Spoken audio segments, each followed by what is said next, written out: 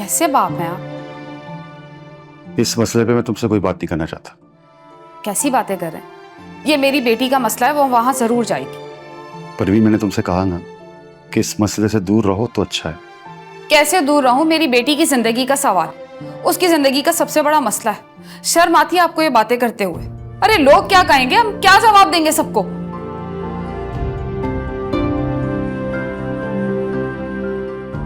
परवीन, ना वो घर आबाद हो सका जहां वो गई है, और ना ये घर आबाद हो सका जहां तुम। अरे मियाँ बीवी के बीच में 1000 बार झगड़ा होता है, नाराजगी चलती रहती है, ये नॉर्मल बात है। ये मर्द को अंदर से खोखला कर देते हैं, तबाह कर देते हैं, बर्बाद कर देते हैं। और कुछ ऐसी औरतें जो तुम्हारी तरह की, उनका कुछ भी नहीं जाता।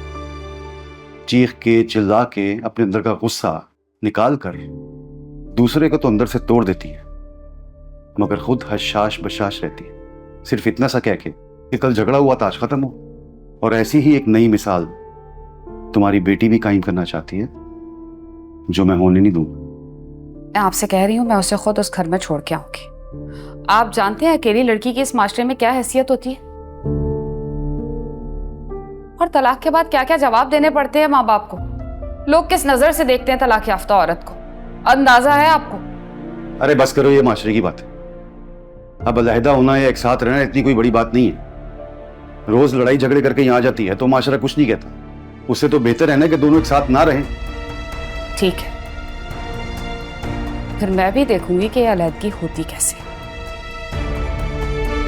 तुम सुबह से इतनी खामोश क्यों हो? किन सोचों में गुम हो? मेरी बेटी की अलहदगी की बातें चल रही, और आप एक माँ से पूछ रहे हैं कि वो किन सोचों में गुम। मैंने ये फैसला दोनों की रजामंदी से ही किया है। शायद इसमें उन दोनों की बेहतरी भी है।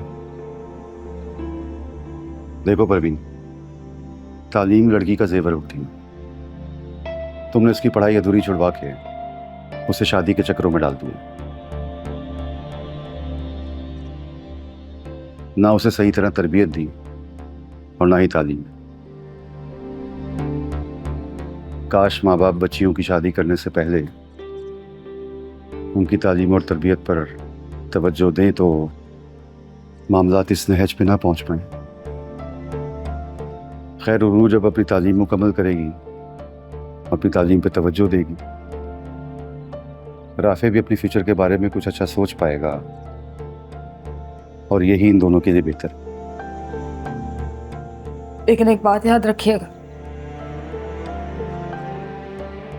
जो कुछ भी हो रहा है ना, उसमें अकेली हमारी बेटी कसूरवार नहीं है, आपका भांजा भी बराबर का शरीक है। बस फर्क नहीं। अब अल्लाह से दुआ करो कि दोनों घरों में खैर आफियत हो।